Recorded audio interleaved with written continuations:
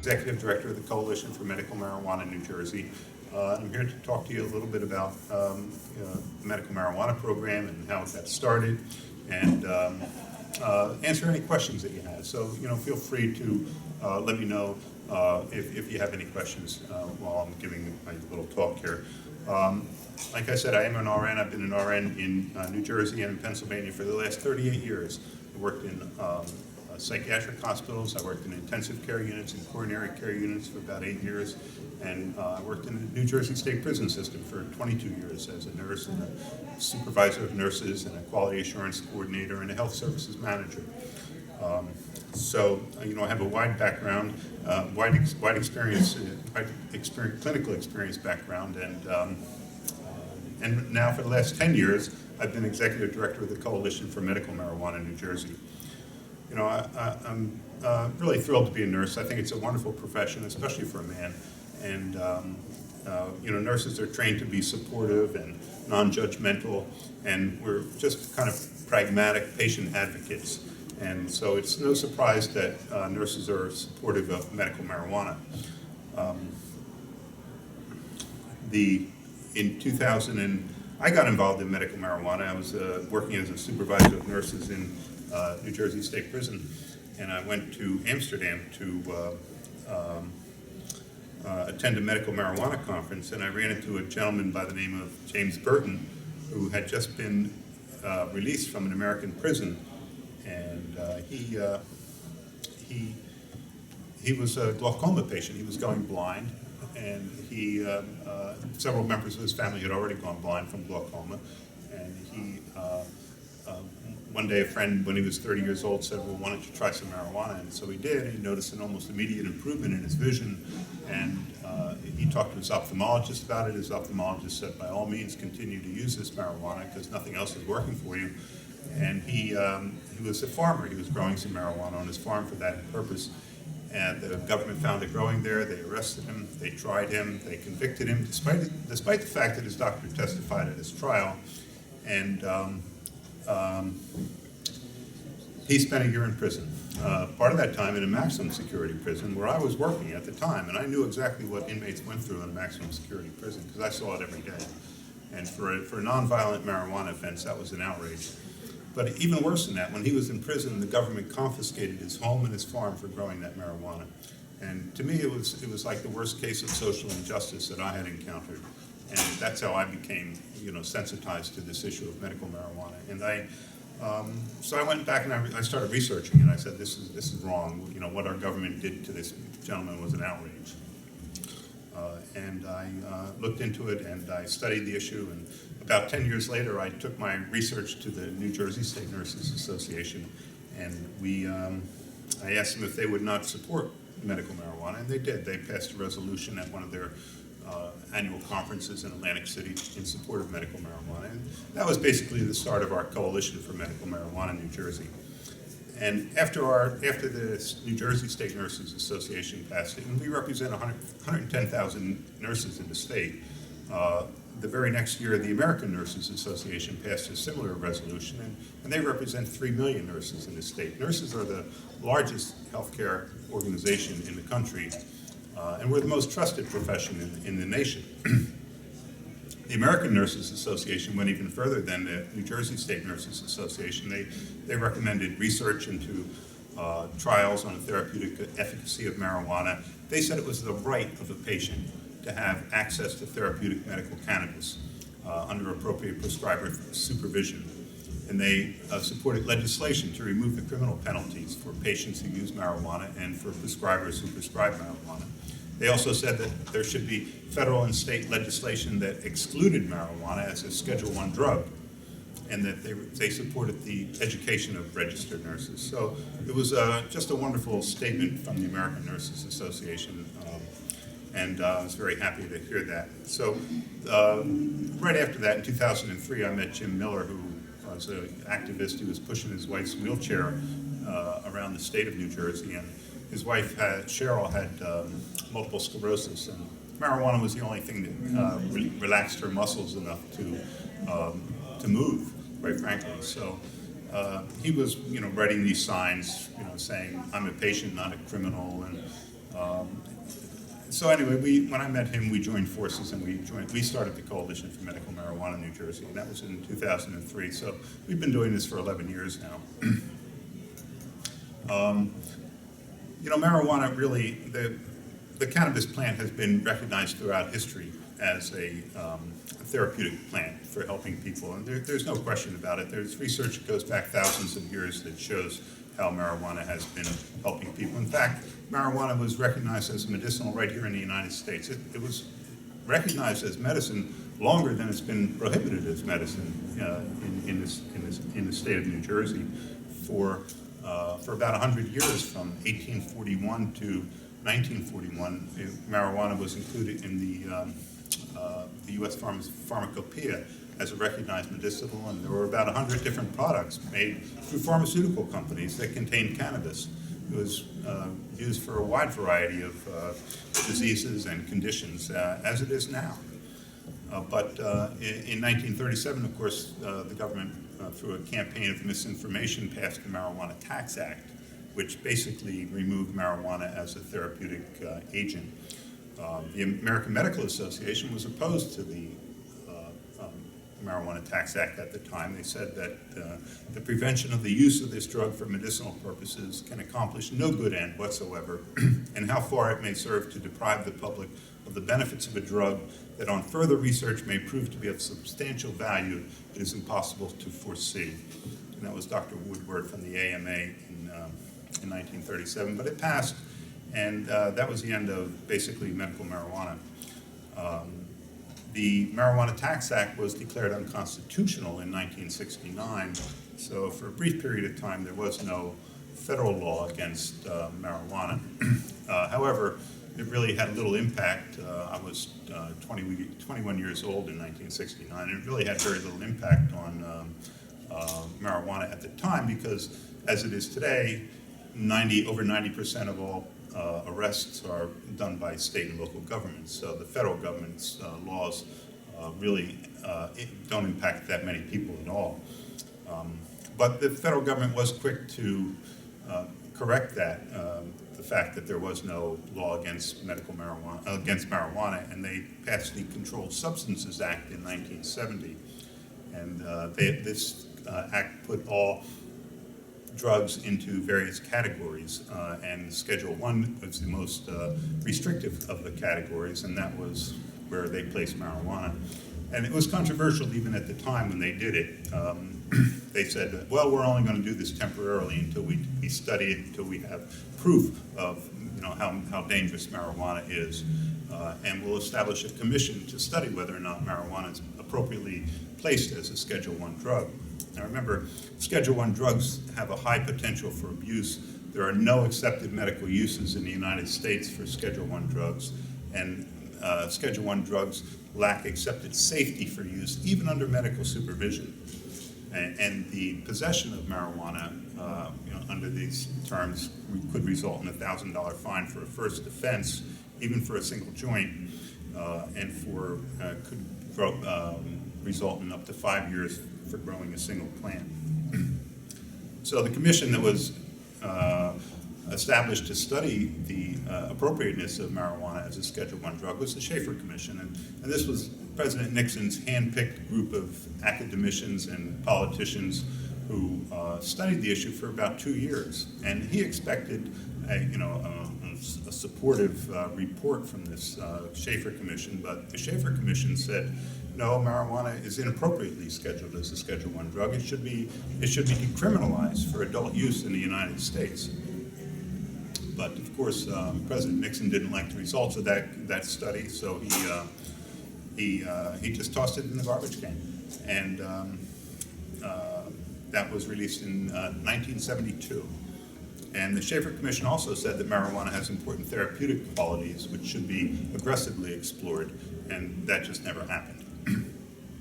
So, well, this is America, right? So you think, well, there's a process to redress our grievances if we're being wronged, and we can just appeal to the government and to make things right, because this is obviously wrong. And so we some groups like the National Organization for the Reform of Marijuana Laws. In 1972, they got together and they appealed to the federal government to reclassify marijuana just from a Schedule I to a Schedule II so that physicians could prescribe it for their patients. And the federal government refused to hold hearings. For 14 years, they had to be taken to court 3 different times before they actually began these hearings on whether or not marijuana should be rescheduled. And so finally in 1986, under the pressure from the courts, the DEA did begin these hearings, 2 years of hearings under a DEA's own administrative law judge, Francis L. Young. And after listening to 2 years of testimony from patients and doctors and medical researchers who explained how marijuana is helpful, and listening to the DEA and say that marijuana is dangerous and shouldn't be allowed, Judge Young ruled that based on the foregoing facts, the Controlled Substances Act permit and require marijuana to be rescheduled from a Schedule I to a Schedule II, and that marijuana in its natural form is one of the safest therapeutically active substances known to man. So unfortunately, administrative law judges, if you know anything about administrative law, their decisions can be overturned by the head of the agency. And in this case, the head of the DEA just simply overturned Judge Young's decision. And further attempts to reschedule marijuana have been unsuccessful on a federal level. In fact, New Jersey also considers marijuana a Schedule I drug. Excuse me. So if you think about that, that's in the office of the New Jersey Attorney General. He's saying that marijuana is a Schedule I drug with no accepted medical uses in the state of New Jersey, and yet here we have the Department of Health, who is, establishing a program for the medical uses of marijuana in the state of New Jersey. It really is like an Alice in Wonderland world that we enter into sometimes when we talk about, marijuana and the law. But it's not funny though. The criminal penalties for marijuana possession, use, and distribution can be really quite severe. As I said, possession of a single joint can bring a $1,000 fine, and growing marijuana is a felony. It can bring 5 years in federal prison. We just had some people in Philadelphia engage in a series of smoke down prohibition events. Like every month they were meeting at the Liberty Bell in Philadelphia, and they were publicly using marijuana at 4:20 on a particular day of the month to bring attention to the fact that this is not acceptable in our society anymore. These rules against marijuana are doing more harm to our society than good, and we want this stopped. We want to engage in open display of civil disobedience. So what happened, several of the members got arrested by the federal police at the Liberty Bell, and at first they were fined $165 and told to go on their way. But the second offense led them to 2 years. They pled guilty. They took it to court. It was in front of a federal judge at the federal courthouse in Philadelphia, and they were fined, I believe it was $2,000 and $3,000, which had to be paid almost immediately, and they were put on 2 years of supervised probation, and they were banned from the Liberty Bell State Federal Park in Philadelphia. So,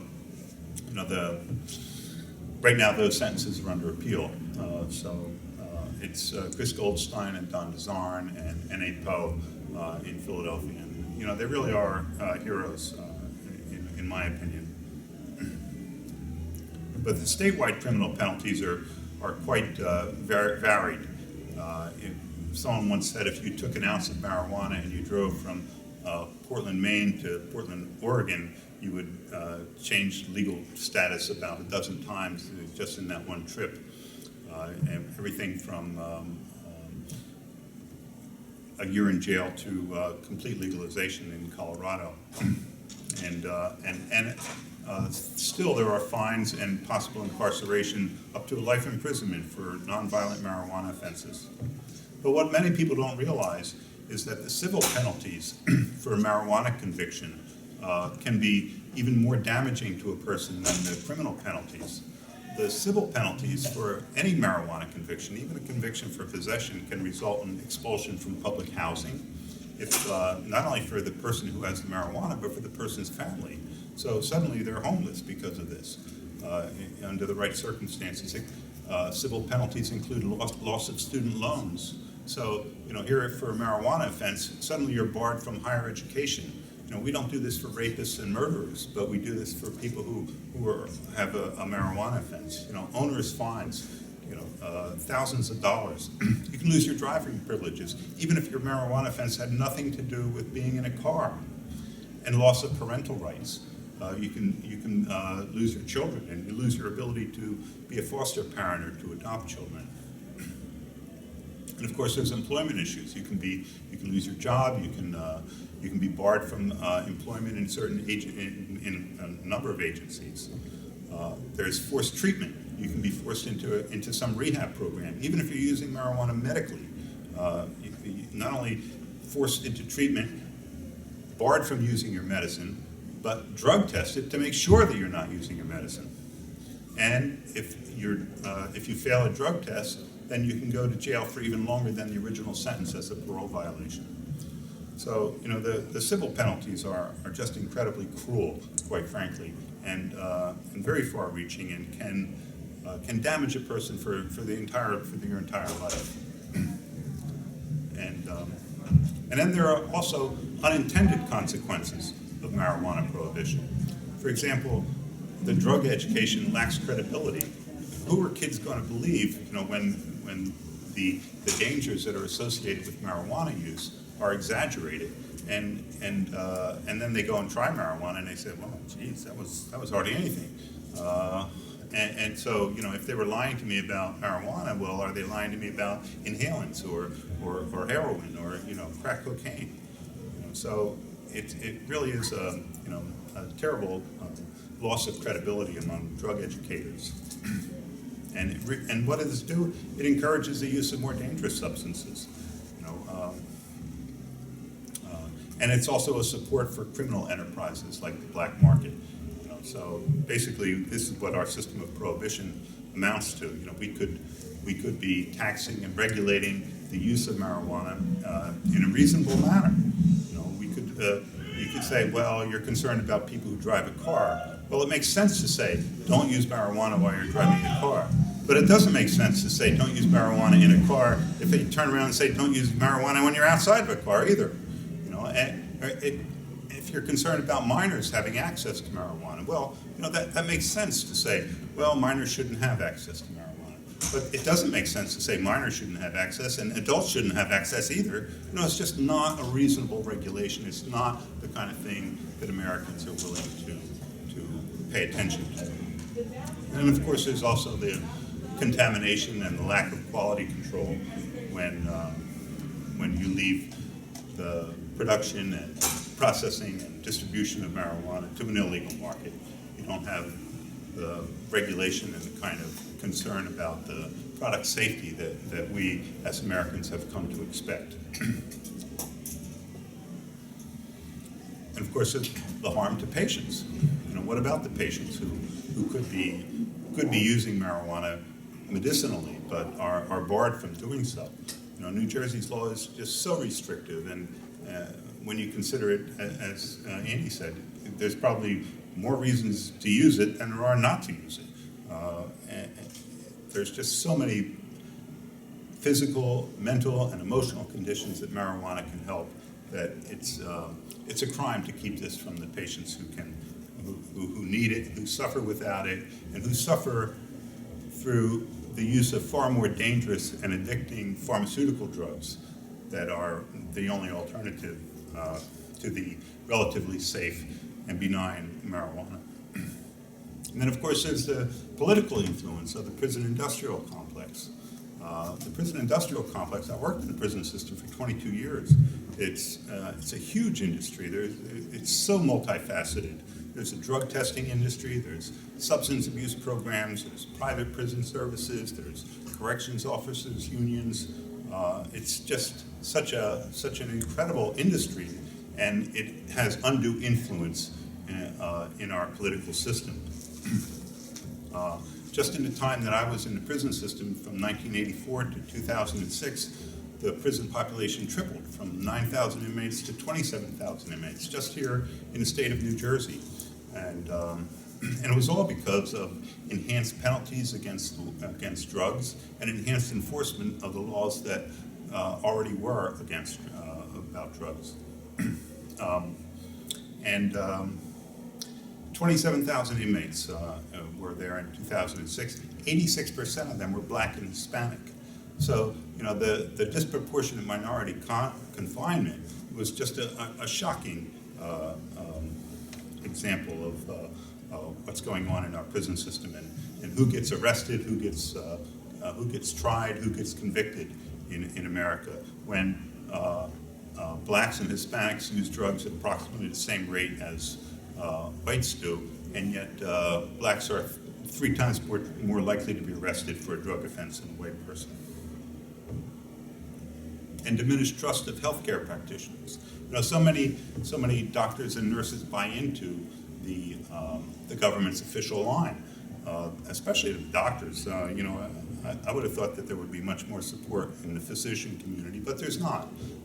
You find much more support for medical marijuana really in the nurses, because we see the patients, well, for a number of different reasons, but one of the things that we're trained to do is determine whether or not a particular therapy is working for a patient by using our own assessments. So, it's our job to determine whether or not a particular therapy should be continued or discontinued or increased or decreased. And so when we see the results of marijuana therapy on our patients, we are much more likely to continue to recommend that it be continued. And of course, there's no insurance coverage for medical marijuana. Now, even in New Jersey, this really disqualifies so many people from participating in the program. It is just so expensive. The doctors are requiring, cash for their visits, sometimes more than $100 a visit. And even though it's not required by law, many of the physicians who are taking part in the medicinal marijuana program are saying, well, there must be at least 3 or 4 visits before we'll even issue you your recommendation, before you can go, and buy a card for $200. And then before you can go and buy the marijuana for another $500, $600 from one of the alternative treatment centers. So it's an all-cash business. Some people say it costs more than $1,000 before you get your first ounce of marijuana in New Jersey.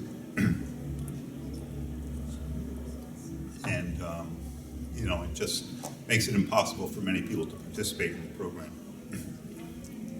And of course, there's, with this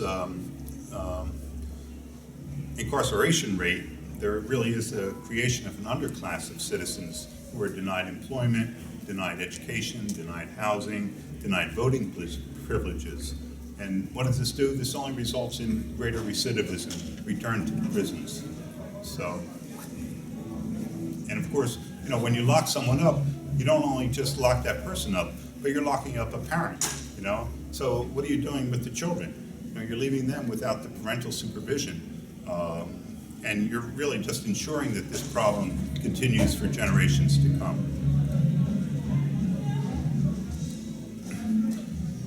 The modern medical marijuana movement, there were 2 medical marijuana movements. One started in the 1970s and 80s when about 30-some states passed medical marijuana laws. New Jersey was one of them.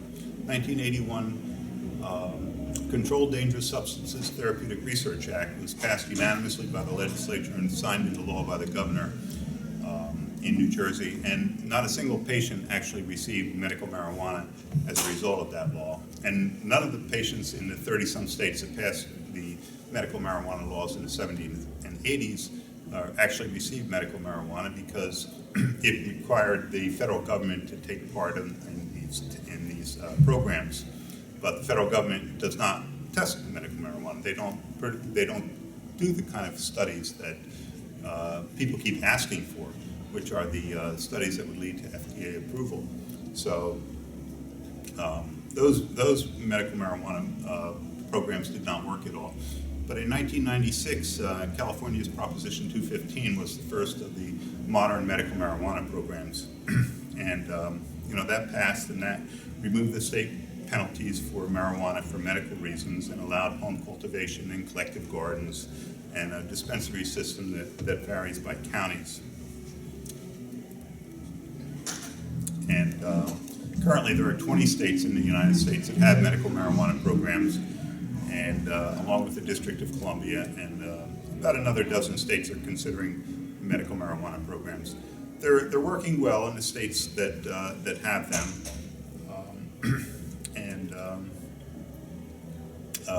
but there is a conflict, of course, between the state laws and the federal laws.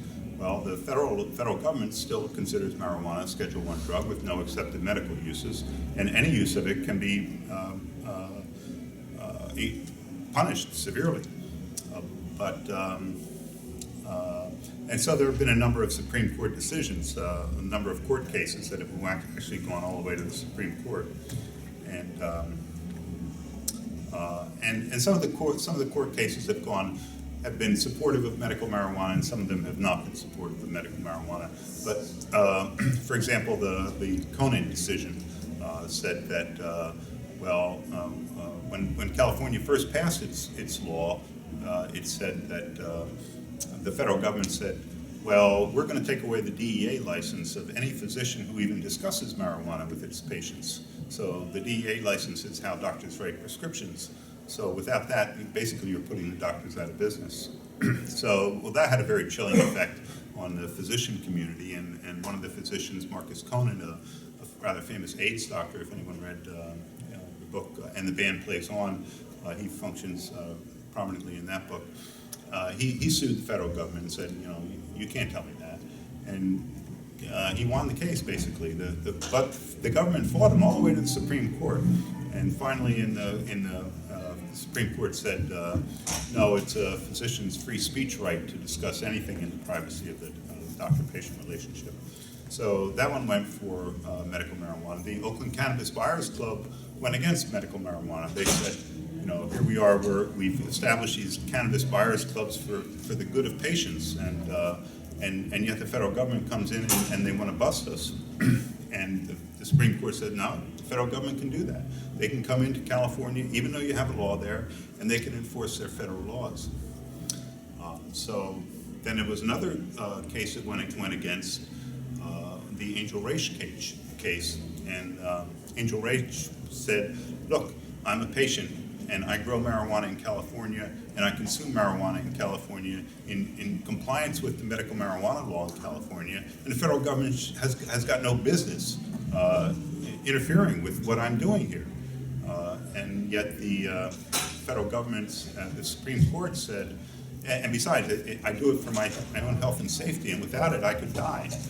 And the Supreme Court said no.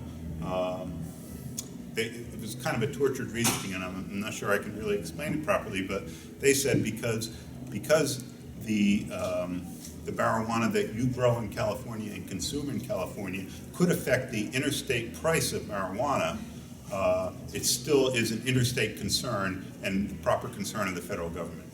So, to me it was a really tortured reasoning, and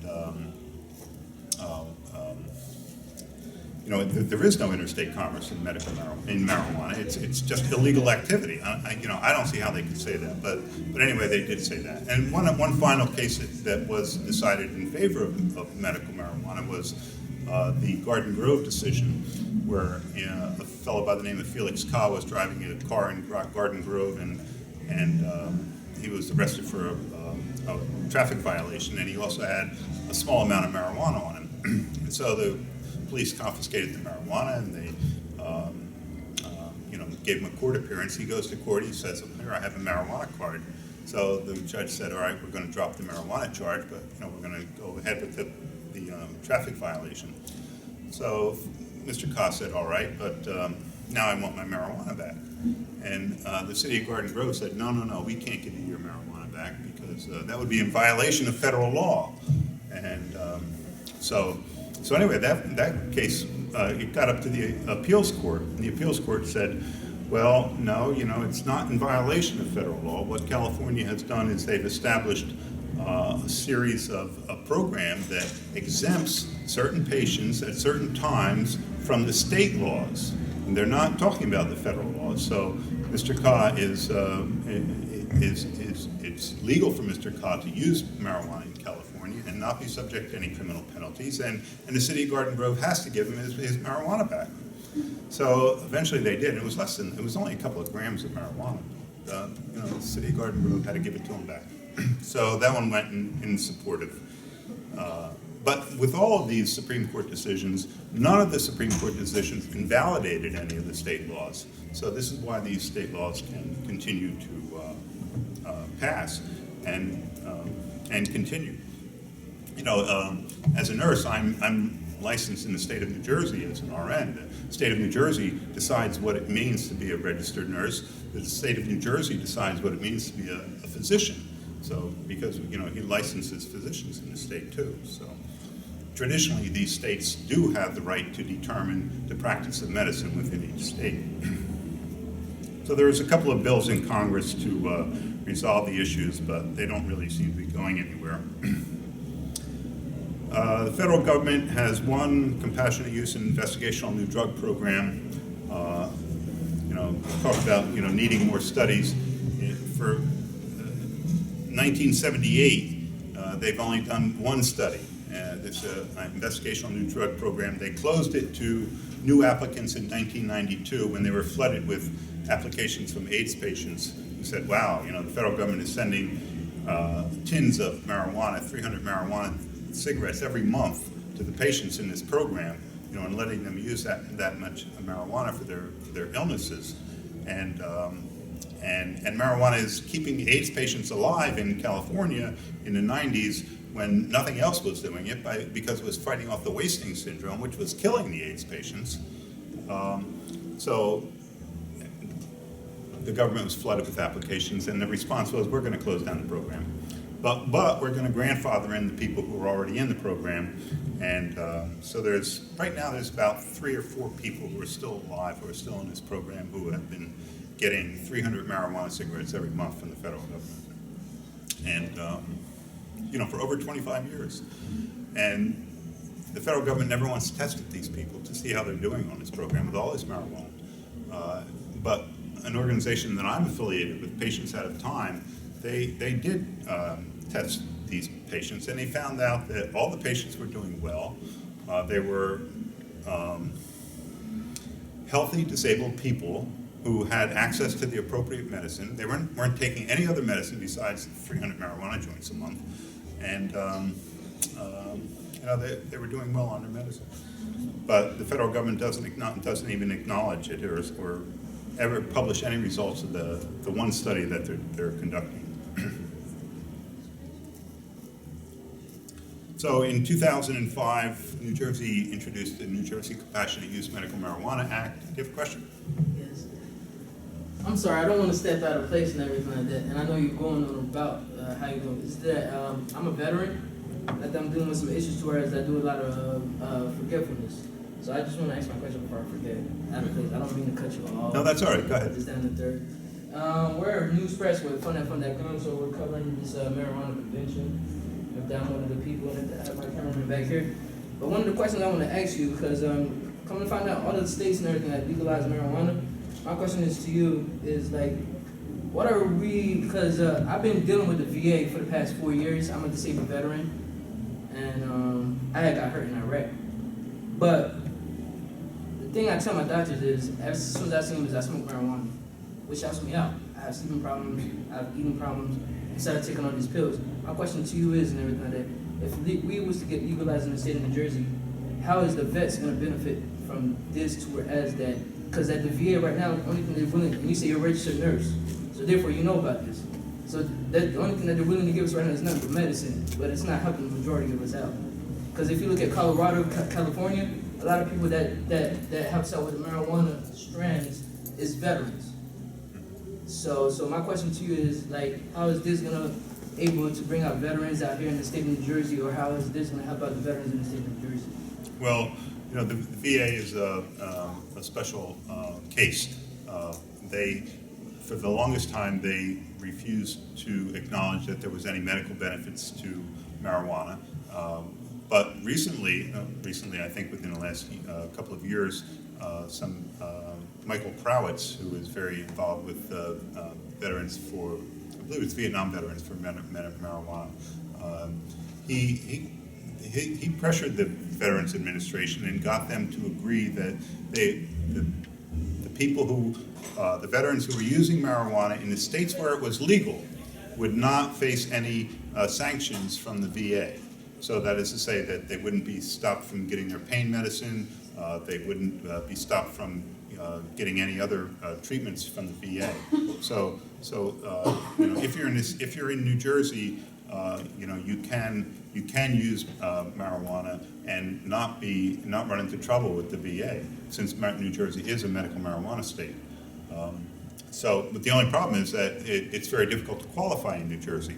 So, you know, like many veterans suffer from post-traumatic stress disorder, and you know, the post-traumatic stress disorder is only recognized in about 7 of the states of the 20 states. So, and New Jersey is not one of the states, and Colorado is not one of the states that have medical marijuana programs that recognize PTSD as a qualifying condition for marijuana therapy.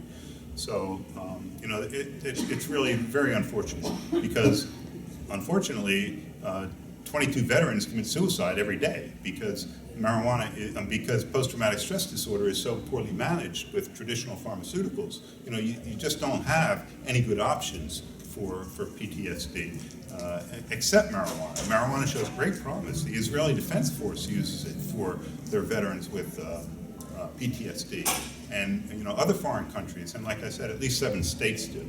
So, you know, this is one of our priorities here in the state of New Jersey, to get PTSD as our first added qualifying condition for marijuana therapy. And then you should not only have access to medicine that will actually help you, but you shouldn't be punished by the VA when you do so.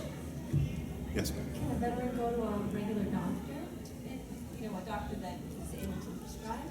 So you said, Well, it's easier said than You're done. not allowed. Yeah, I've done that before. It's easier said than done. Yeah, It's right. not that I'm allowed because it's an Yeah. outside doctor. Yeah. And Yeah, it's an Same outside thing. source. Yeah. The VA is the VA. I'm sorry. No, that's all Outside right. doctors and outside sources is like different. Like people that go to the VA, like people that's on disability, don't have to worry about no medical bill. But once you go to an outside source, all that falls onto you. So therefore, the VA is not going to cover it. No. So No, the only way you would do it would be to go to a physician who is part of the medicinal marijuana program in the states, well, in New Jersey. Because New Jersey is the only state that requires the physicians to sign a registry in order to participate in the medicinal marijuana program. Right, I guess that was my question, but then can it be somebody outside of the VA if you were willing, if you could pay for it? Yeah, if he could pay for it, he could get access to it. It would have to be somebody outside the VA system. The VA system is not going to recommend it, so. No what?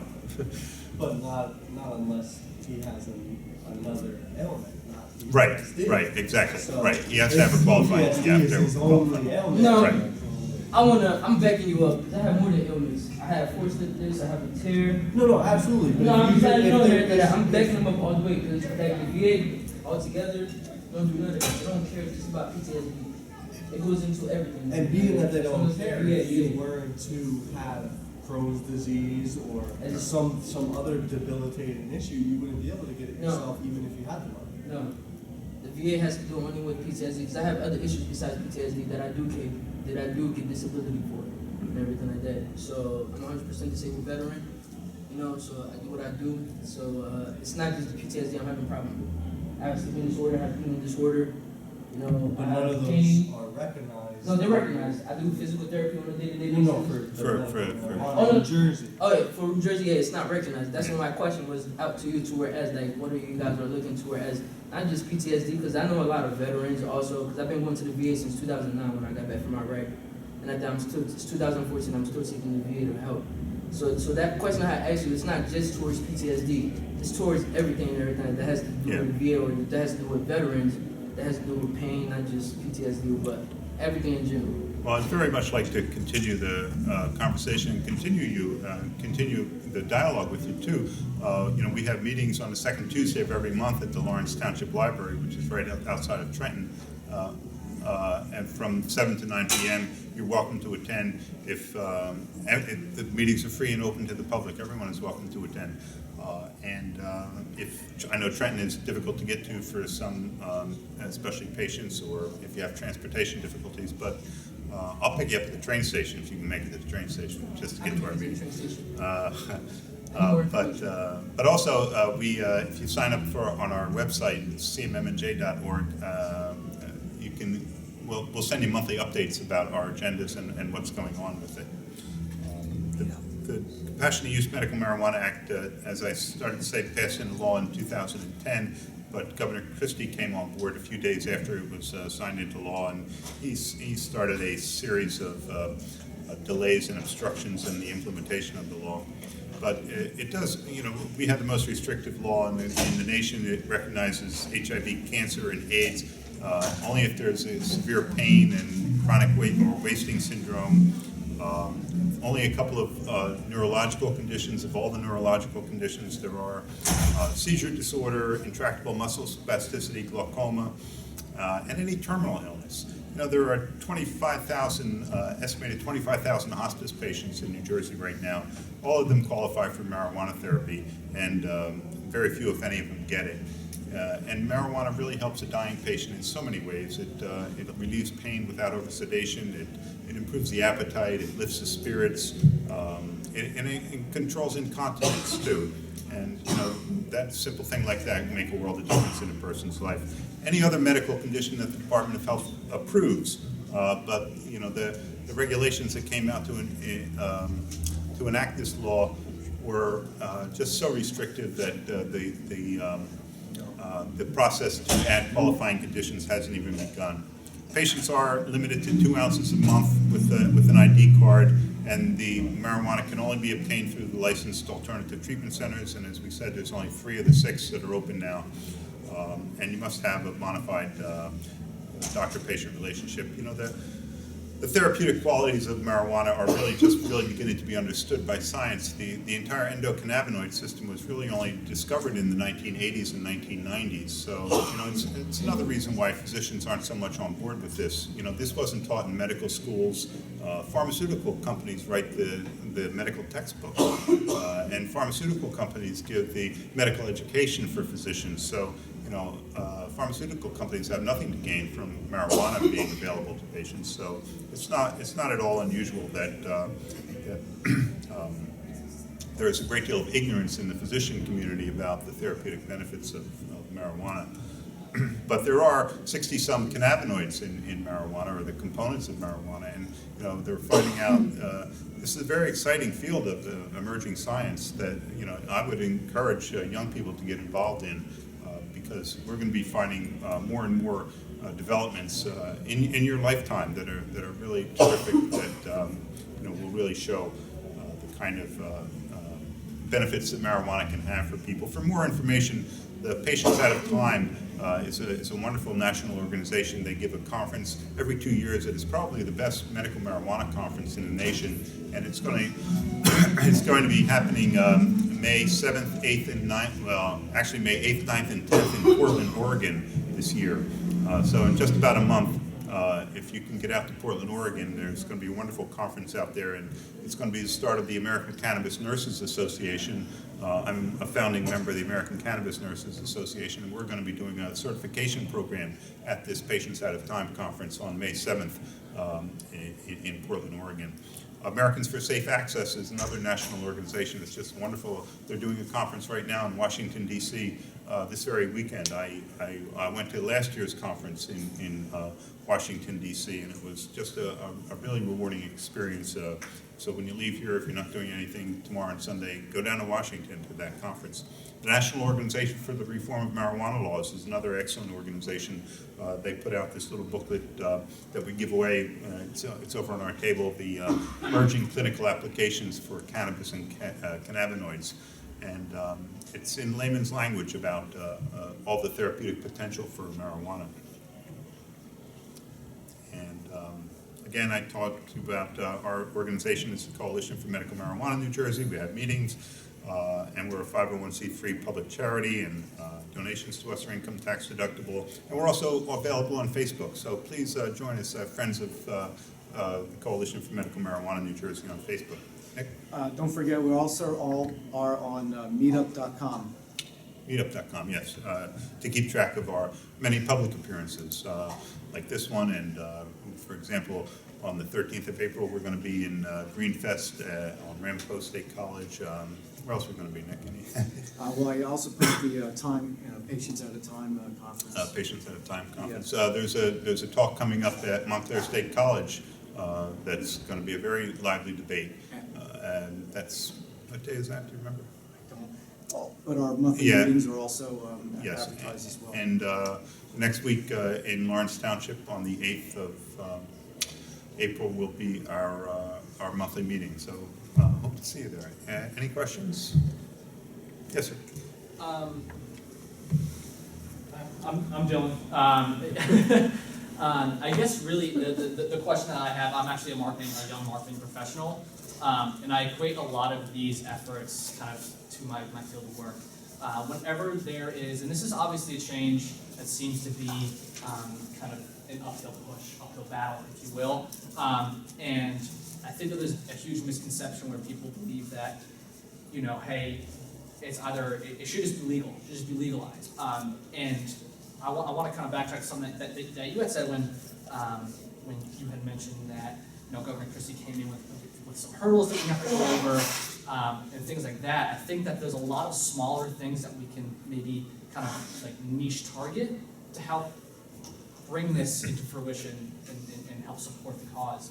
Are there ways that people can maybe focus on the smaller aspects to help push this into legalization that could help really catalyze the process? Because I know, like you had mentioned initially, people can call in and send emails and be pretty proactive in that. But are there smaller things that we can do to help kind of back the push up, so it's not just pushing for the extreme, but helping kind of fuel the argument? Does that make sense?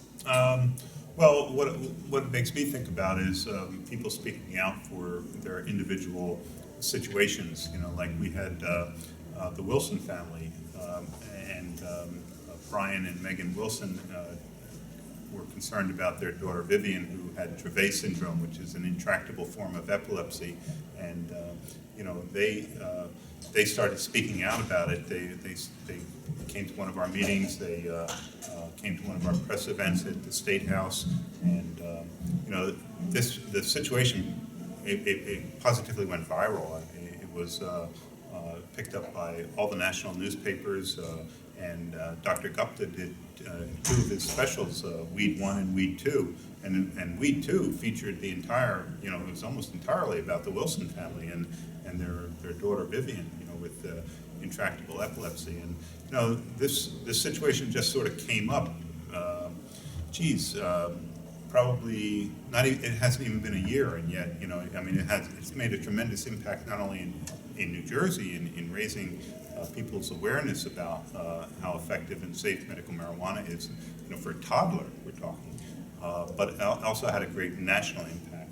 So that's the kind of thing I'm thinking about. I don't know if that was. No, that's exactly right. I think that a lot of times these subtle things that are oftentimes overlooked by commercial media, whether it be on Fox News, CNN, the huge headlining things that we see tend to kind of overshadow these things that most people don't even really know about.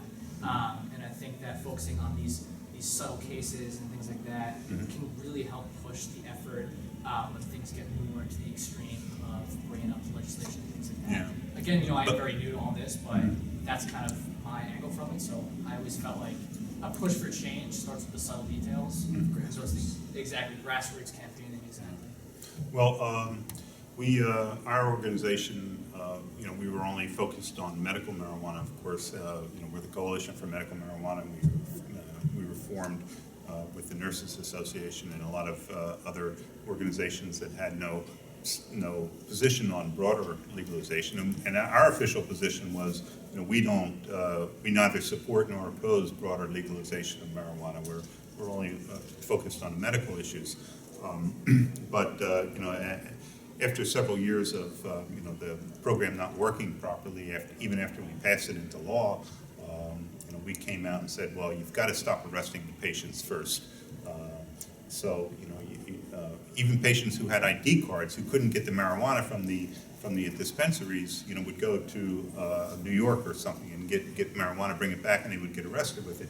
So we said you really have to decriminalize marijuana. We supported decriminalization. But then as we thought about it longer, and we realized there were so many people like post-traumatic stress disorder patients who were suffering, and that they would never get medicine in New Jersey, at least in the foreseeable future. At least we're talking at least 3 years until Governor Christie's out of office. That we said, well, in order to meet the needs of so many patients, we're going to endorse legalization of marijuana, taxation and regulation of it. So with a home cultivation provision, so that patients could grow their own marijuana and titrate it to control their own symptoms, and do it in the most cost-effective manner, and really refocus the healthcare from the pharmaceutical industry and the health insurance industry back to the patient, where the focus of healthcare really should be. And so anyway, that's what we did, and we were really gratified to find that Senator Scutari listened to us, and he introduced legalization legislation in the state of New Jersey, and now we have the State Prosecutors Association endorsing legalization. We have the ACLU of New Jersey taking this on as one of their major efforts in the next coming years. We have the mayor of Asbury Park endorsing legalization. So we're really thrilled at the kind of snowballing effect that our call for legalization apparently has had. It just seems to have come at the right time. So, but paying attention to details and looking for every opportunity to advance the cause is very important, and we should be doing that all the time. Yes. Can I ask a question about the state of research? A lot of the information about how cannabis was affecting patients was largely anecdotal for a long time because there was no official, but now so many states have programs, there's medical programs, and even though New Jersey's is very limited, it has one. Is there anything being done to take the information being generated by these patients having access to this cannabis and use it as the basis for a body of research like long-term studies? Because the government has made it clear they have no obligation to help these research efforts, and the case with the University of Massachusetts at Amherst, who tried for years to get it legitimately to study, and the DEA just futzed them around and then shut them down. So things like that make it tough to actually do the studies that we know will produce these very positive, favorable results with results of the information that is coming out. So are we going to be able to generate some of this research with these programs? Yes and no.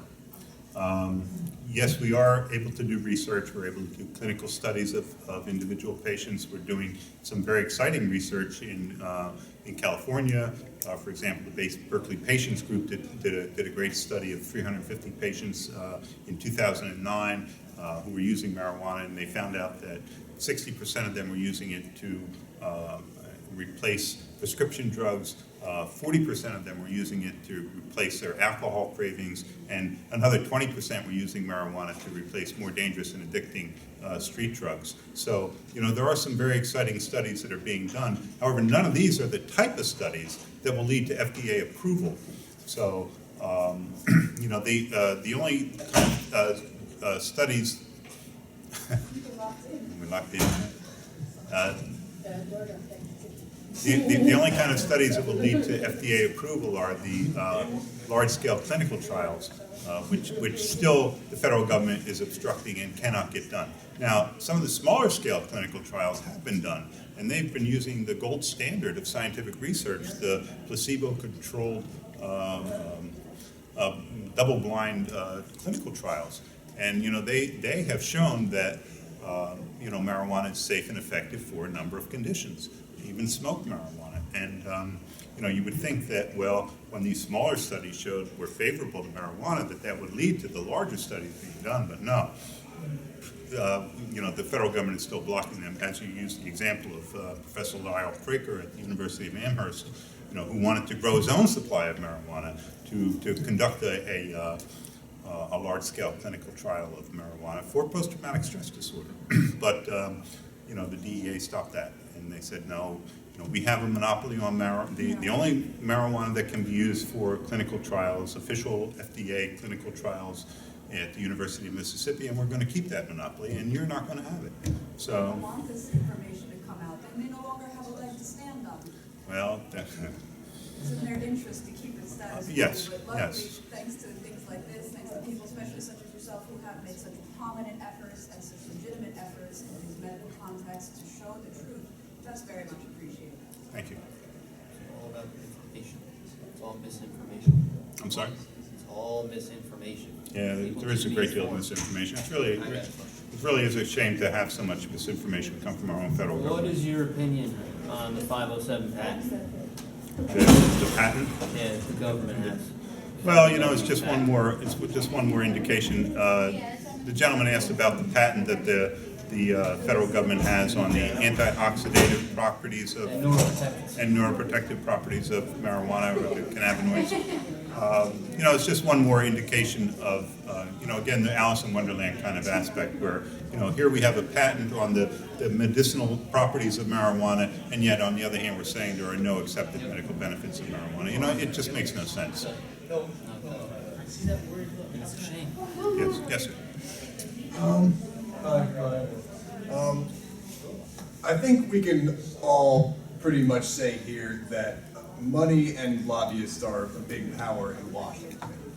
And especially, I think, pharmaceutical lobbyists. My question is, why hasn't the pharmaceutical industry latched on to the idea of, say, like a quality-controlled cannabinoid pill, like you talked about the case of the 3-year-old girl that had terrible seizures that was blowing up all over the news, and they gave her a specific type of cannabis oil that didn't really give her any, I guess I would say, high effects, but definitely had an incredibly significant effect on her seizures. Why hasn't the pharmaceutical industry latched on and started to lobby for the opportunity to take a crack at medical marijuana? Oh, they're doing that. I mean, they're definitely trying to do that. The pharmaceutical company has, already synthesized THC and Marinol. So, the problem is that when you, extract one of the cannabinoids from the plant, you lose the entourage effect of the other cannabinoids, and it's not nearly as effective as the whole plant. So, but the identification of these receptors for cannabinoids in every organ of the human body has led to very exciting kind of pharmaceutical explorations into this. Most of the studies we don't know about, but then definitely that research is going on. Because it's an agonist, right? It binds to receptors that are already in our brain. It just binds to cannabinoids. Yes. So they. The other thing is that the pharmaceutical companies can't patent the plant. So. I have some experience with the patent side, coming from a translation company that dealt in patents. Asked me about a drug, research, development, patent, everything is about curing diabetes and 10 other things, and it's narcotic. It's narcotics. That's what they want to patent. They've done research for the last 10 years, so they're still in that cycle. So, and that's what's getting granted in the United States and abroad. And it's by the thousands of these drugs. And, each company, they're not ready to make that transition, and change those laws internally and those regulations in the EEOC and USPTO. It's going to be very difficult. It's a shame I because mean, the I United feel like States will patent a shoelace. United And States. not kidding. The United States Patent Office will patent a shoelace. Yeah. If it just has one tiny thing different than the regular shoelaces, they're ridiculous. They'll patent anything, but it's going to be a while before we see patents on like marijuana itself, or plants, or strains, or anything like that. I don't see how you can patent it. You can't patent it. Well, you can patent a plant. I understand. Yeah. But What would you patent? but the problem is that if you come up with a slightly different plant, that's going to do practically the same thing. Monsanto does it every day. Right. Genetically modified seeds. But it's 8 o'clock and my time is up. So thank you so much for your attention.